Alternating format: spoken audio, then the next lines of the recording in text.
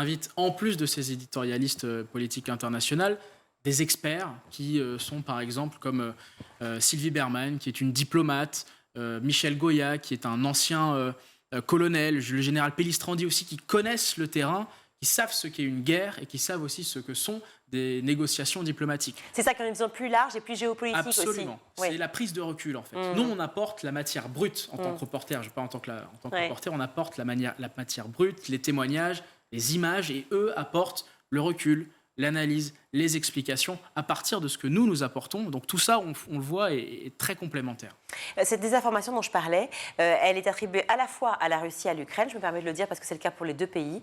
Alors c'est contesté. C'est une guerre de communication. C'est une guerre de communication. On a même appelé ça la fameuse première guerre de TikTok, mais on va en parler juste après. Avant cela, comment est-ce qu'on fait pour faire le tri entre les informations qui viennent de Russie et d'Ukraine et qui évidemment sont biaisées car elles ne sont pas estampillées dès le départ, clairement?